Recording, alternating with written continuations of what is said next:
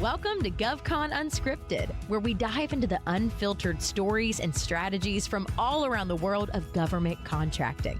Join host Chelsea Meggett as she explores how to navigate, thrive, and win in this complex but lucrative industry.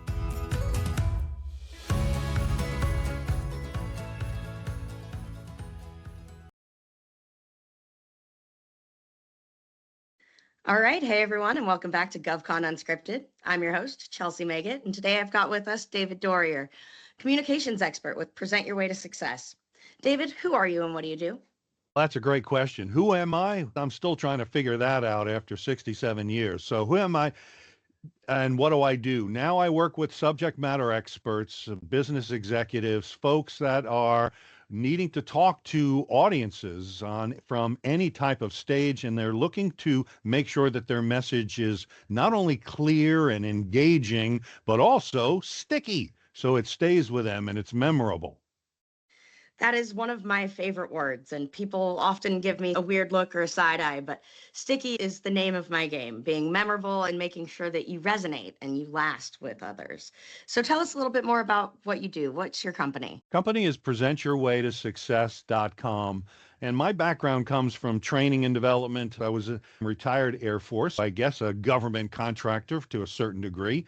And I started in training and development, and over the 30 plus years, learning how to engage an audience. Not only was I writing the curriculum, but also delivering the training on a daily basis. And I found that just throwing the information at people wasn't enough, that there was another way. So I was exploring the adult learning theory.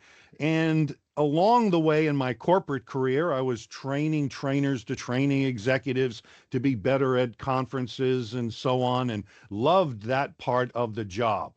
And today it's working with those same type of executives that find themselves getting up in front of an audience once in a blue moon, but they want to make that impact. So my company, just helping those folks get up on that stage and make an impact.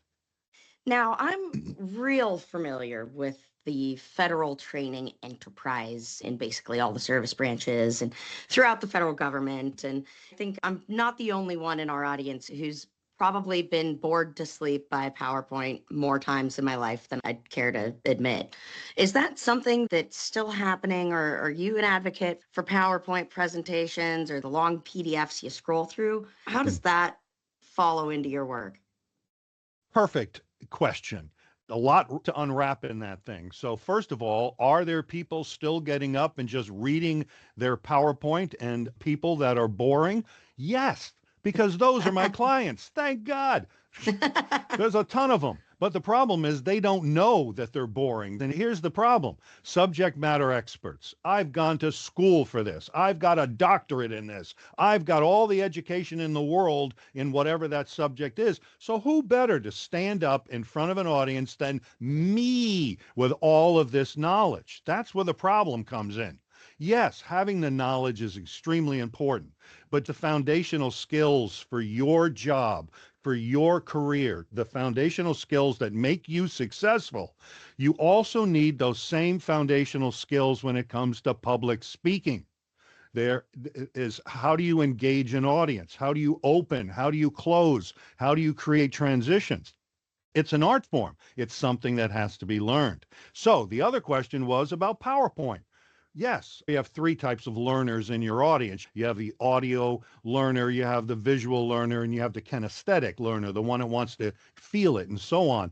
So to accommodate that visual learner, having a PowerPoint that is reinforcing, it's not your script, it reinforces what you say. And sometimes just an image could reinforce what it is you're trying to say. Man, this is like a roller coaster ride, talking about something, and you have a picture of a roller coaster on there. So it helps to cement it with the visual. Interesting. I was going to say, I don't think I can remember a presentation that was read word for word on the slides that resonated with me that I can recall very well. But there are some that have great the aesthetic aspects to them that are really appealing and that they can really nail some points home with. So I think definitely having that as an asset and how utilizing it as a resource, but not as your script, as you said, is absolutely a key feature. So who are the best public speakers? The number one rule in public speaking is to know your audience. So the best public speakers know their audience and have basic fundamental skills when it comes to public speaking, have practiced, and they're not using the ums and ahs. They're also aware that 93% of our message comes from nonverbals. There's a lot of stuff that falls Yeah. into that nonverbal bucket, like eye contact and PowerPoint, but some of the other things that people don't think about the nonverbal, and that is tone of voice, not the words, Hmm. but just the tone, the tonality of the voice. For example, monotone speaker. What happens to you when you hear a monotone speaker? Yeah, Bueller. exactly. That now becomes a distraction. That could fall into that nonverbal bucket. I can count the number of times that I've had some very monotone speeches in my life, and that's probably the first way to put somebody to sleep, right?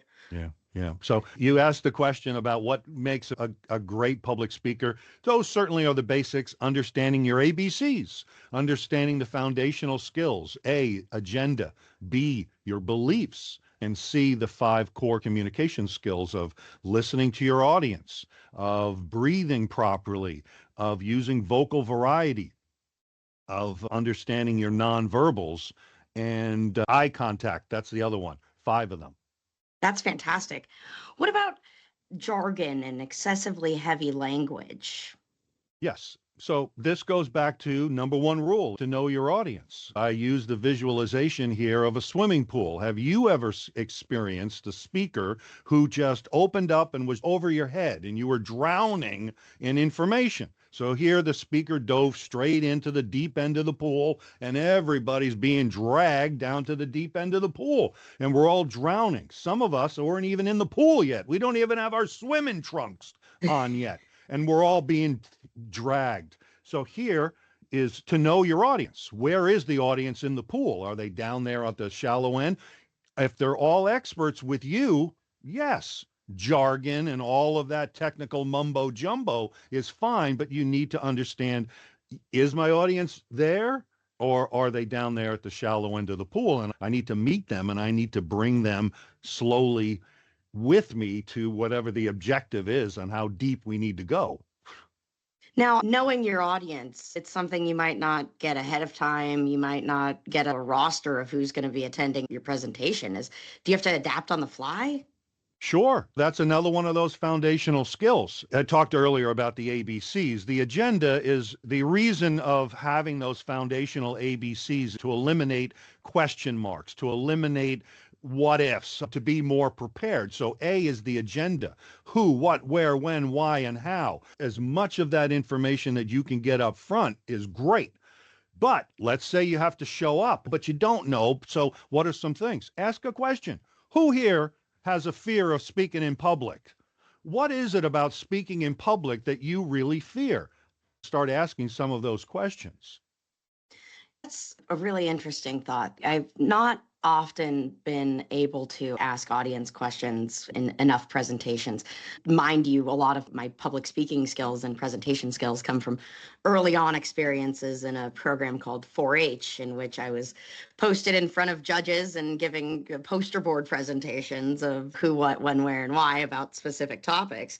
And I kind of came into it knowing that the judges don't know anything about what I'm about to say, and I've got to make sure that I'm really hitting some strong points home to be memorable and to win a blue ribbon. That's one of those things, right? Mm-hmm. But how often do you find that the folks in the audience are up to speed? How often do you find that they're coming there to learn something brand new, and specifically within the professional world? Great questions. I think everybody there is there to be entertained, but they're also there to learn. They want to be engaged. They don't want to be just somebody standing on a street corner. That they want to be engaged. What I have learned from my years as an instructional designer and designing instructional material, you have to understand that you're designing it for the lowest level in the room. You may have people that are at a 10, but in that same room, you're going to have people that know nothing about what you're going to talk about. So you got to find that fine line of creating your presentation, that you can create it in a way that you're not boring the experts, but you're not over the head of the novice. Is that answering your question? Absolutely. It draws me back to the folks that say, write everything that you write or do everything that you do at a fifth grade level.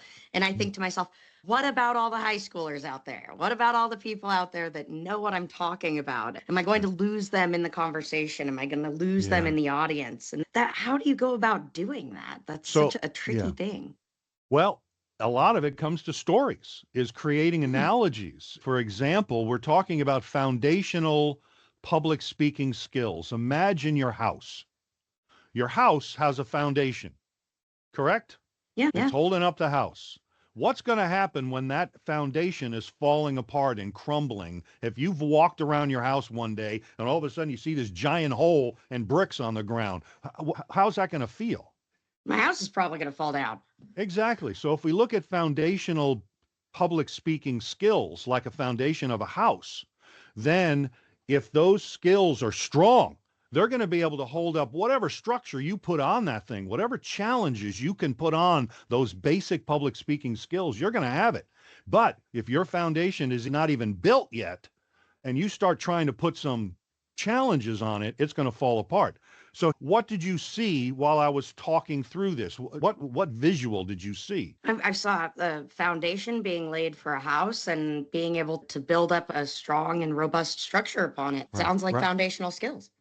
Exactly. So my objective and my point here is that it's using real world examples, things that people can relate to of a foundation of a house. I think just about anybody has seen something like that and has experienced it. But also I wanted you to feel the pain of what would happen if you walked around your house and you saw a hole.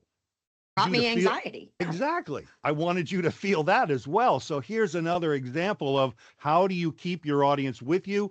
You use those analogies. We all love stories. We all love to get up in our heads, and it's our job to paint that picture with words.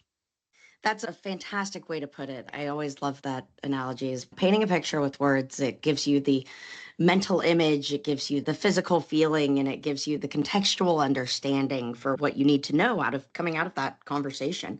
And it's not just on stage, right? It's when you're at conferences and you're walking around and you're evaluating folks that you're going to be talking to and realizing some of those folks may be a little bit more novice and some of those folks might be a little bit more advanced. So a lot of these skills that you're talking about, they don't just go to talking on stage about presentations and teaching. It's also a way to approach one-on-one conversations with new audiences. Yeah, that's a great point. Great questions today. And this is something that comes up often. Is I'm sometimes introduced as a public speaking coach, and certainly I'm a communications public speaking. But then when people hear public speaking, they say, oh, I'm not a public speaker. I don't get up on stages. I don't talk to a lot of people. But you hit it right on the head here.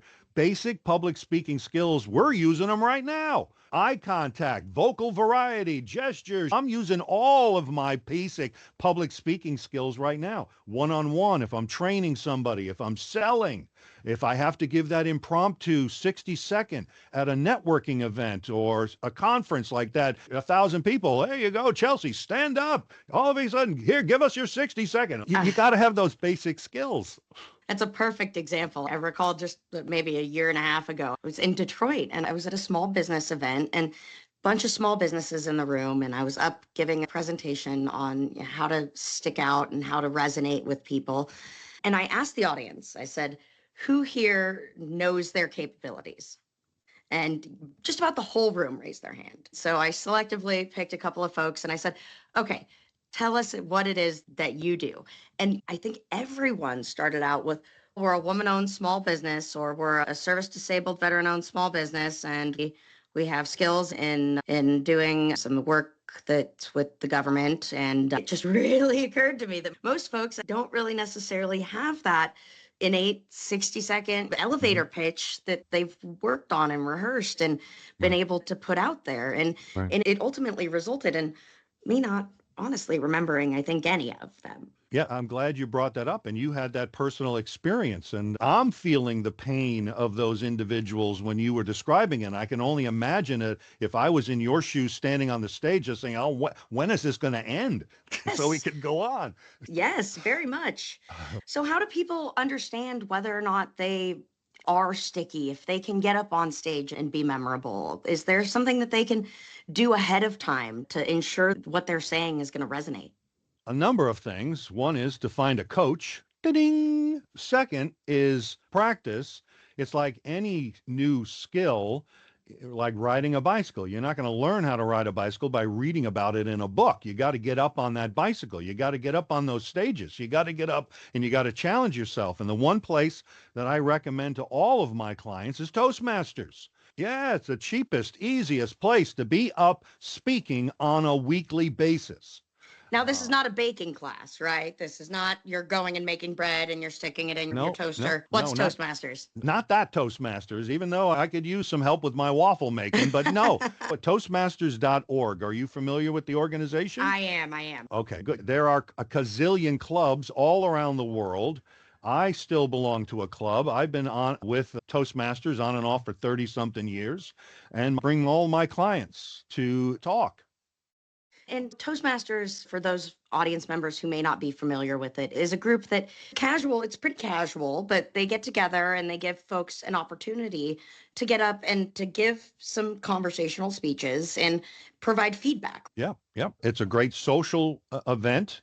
All different types of clubs, different types of feelings. They meet different times of the day, different places around. If you go to Toastmasters.org, up at the upper right-hand corner, put in your zip code, you'll find a gazillion of them will pop up.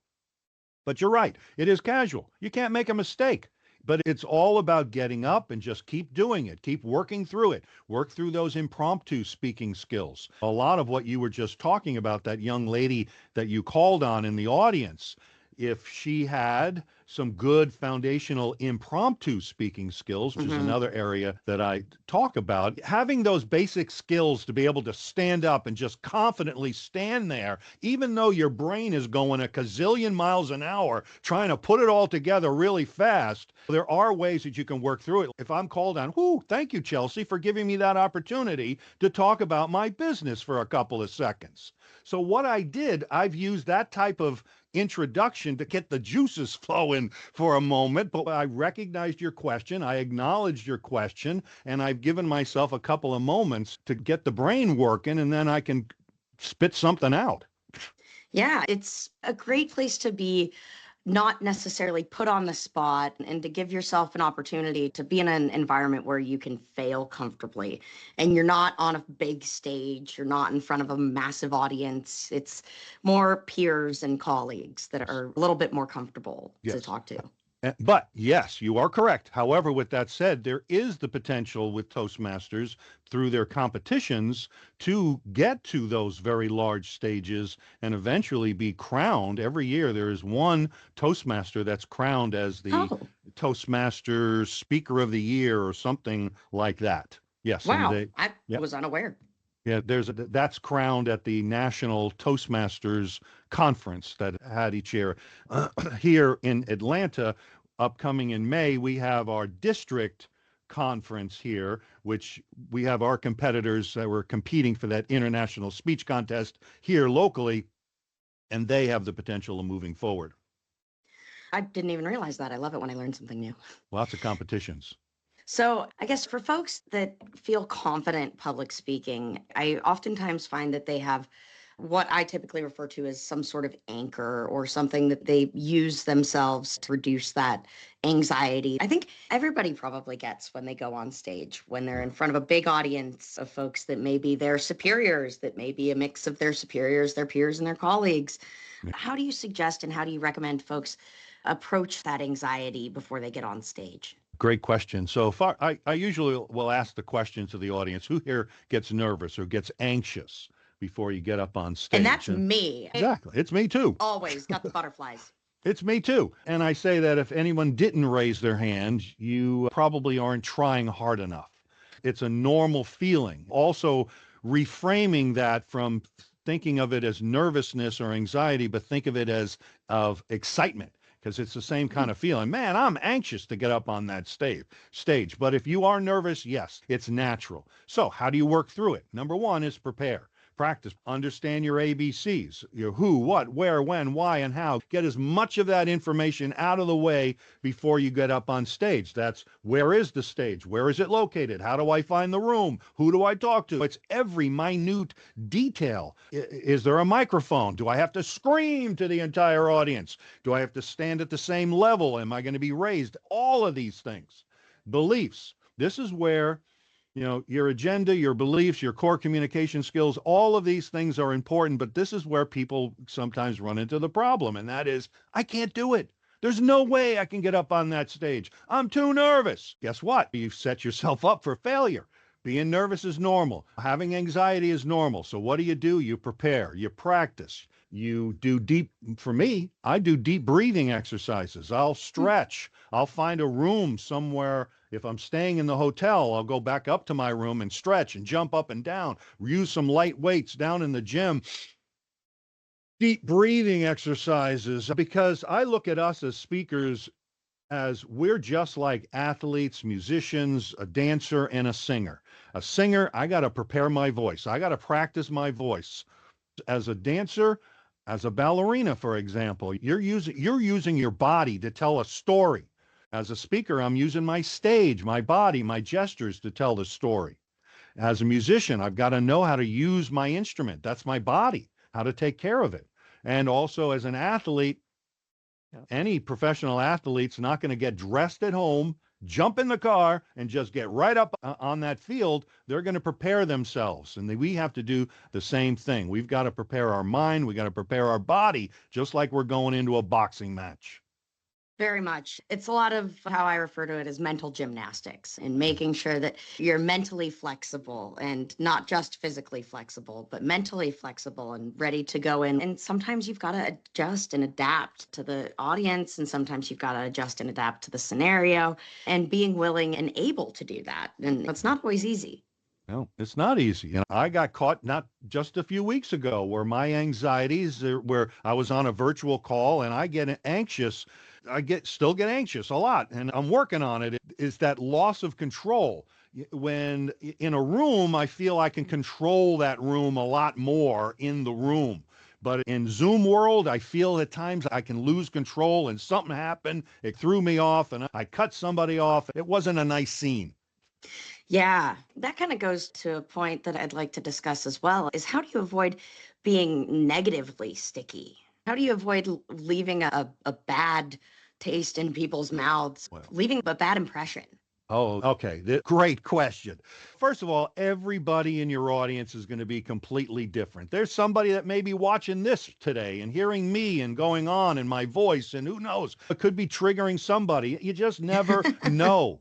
So you got to be yourself. What you said just a moment ago, being flexible enough to being able to be loose enough that you've got control of your mind and your mouth isn't going faster than your brain. And that's when things can really start getting people into trouble and saying something the wrong way. I experienced this a number of years ago when I was doing software training. I was at a facility where I was training 10 or 12 folks from one organization, and one guy was harassing me and giving me a hard time. So I started giving him a hard time back, and everybody that all worked together defended him, which was normal. And now I'm an outcast. So I learned a lot from that. You've got to be really careful with stuff. So how do you not become negatively sticky?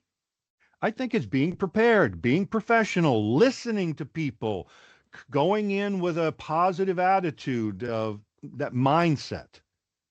Yeah, and oftentimes, at least for me, it comes down to remembering to taper and to keep control of the speed of my thoughts, the speed of my conversation. Because if I get out of hand, if I get going too fast, there's no saying that I won't come out with some expletive-laden sentence that folks are like highly offended by. So I've just got to make sure that I'm aware of the audience that I'm speaking to and the context that I'm in, and realize that this is a professional setting and we need to maintain that level of professionalism that in my day-to-day life I may not necessarily have. I may use the F word frequently, but it doesn't necessarily land with everybody. So Right. making sure that I'm considerate of folks with how they're viewing things and making sure that I'm delivering the point before I'm delivering any other fluff around the point. Yeah, and that's a really good point at where it all comes back to the objective, that Yeah. what is the purpose of this speech, this training, or this presentation, whatever it happens to be, what's the point? I've got an agenda to get us to that point. It's like taking a train ride. I'm going to Right. motivate my audience, get on this train because at the end of this train ride, you're going to end up with knowledge about this. But if I find out that during the conversation, that maybe if I take a little detour over here and because of questions that are coming from the audience, let's talk about this for a minute, but it's still helping us get to our objective. All of that's good. All of that's fine, but you got to be in that relaxed mode. I also want to talk about something else. Another way of helping to avoid that negative sticky is making this more about your audience than about yourself. True. And now in a training scenario, I would use what I call the 70-30 rule, that 70% of the time your audience is engaged and 30% of the time you're driving the bus or you're facilitating, and where you're challenging your audience, you're asking your audience more questions, you're getting them to respond more. So they are taking us on that or assisting with that journey. So now you're doing a Interesting. lot less talking. Interesting. Now run me through an example of that. I'm curious. So today, Chelsea, what is it about public speaking that you feel you may struggle with, or what is it about public speaking you love? I love being able to get up in front of people and talk to them in a conversational tone and deliver a message that it really resonates with me and that I hope resonates with them.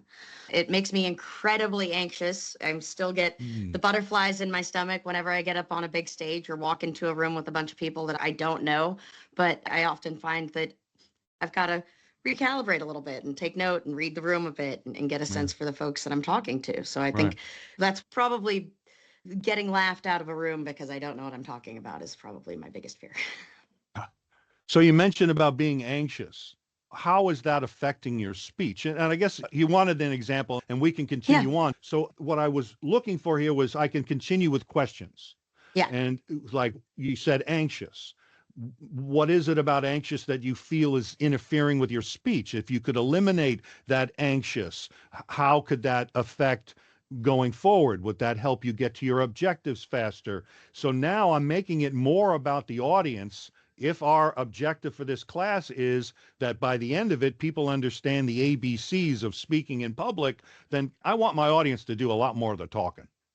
Interesting. So you're really engaging the folks and leveraging their Right. inputs and their level of knowledge to Right. help boost and get you to your point. Right. Now, that's a training scenario where I have the liberty of really engaging with you, or it could be a networking type of 5 to 7 minute speech that I'm giving there. People feel like it has to be a lecture. It doesn't have to be a lecture. That can be engaging with your audience as well. But let's talk about a true lecture. You're giving a keynote speech with a large audience. Here, it's using those rhetorical questions. Imagine you needed to get up in front of an audience. You knew how this is going to help your business. Everybody's been asking you, come on, Bob, you got to get up in front of that audience. They need to know about your product. No, I can't do it. Imagine you're that guy. Imagine the pain that you must be feeling because you know you want to get up on that stage, but you can't get up on that stage. So here I've put my audience in that pain, or at least that's my objective. So I can use those rhetorical questions. Guess what? I can fix that. I'm the speaker guy. I'm the sticky speaker guy. I love that. I love that. So give me some tips on your best approach to being sticky, being memorable. One is knowing your audience. Yeah. So I talk about the top three. Know your audience, incorporate stories, and have a compelling conclusion. All three get missed all the time, but the Yeah. one that gets missed the most is the compelling conclusion. People will get, a lot of times people will run out of time. They'll have to say, okay, you got 30 seconds left. I still got 15 slides. Yeah, you get the point in the background where it's a timer. Exactly. And then they forget the conclusion. So your audience are going to remember many things about a speech, but the two most important areas are your introduction, your opening, and your conclusion. They're going to remember firsts and they're going to remember lasts. So those are the three. How do you be sticky? Know your audience, incorporate stories, and have a compelling conclusion. And there's my conclusion. I love that. That's absolutely fantastic. And that is very compelling. How do people get a hold of you? How can they find you? Two places. One is my website, presentyourwaytosuccess.com, or you can find me on LinkedIn, David Doerrier. And I'm always posting tidbits about how to be a better presenter, how to be a sticky presenter. So that's right, folks. If you need some advice, if you need some coaching, if you need to get over those butterflies in your stomach before you get on stage, reach out to David. He's got a great company. He's got a great practice going on here. And that was absolutely right. That's a fantastic conclusion. Thank you so much, David. This was a great conversation. Really appreciated having you on the show. Thanks.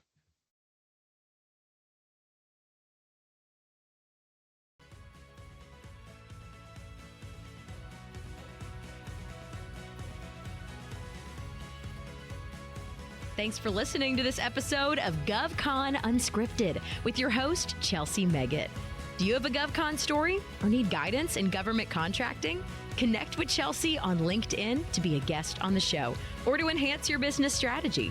Don't forget, your network is your net worth.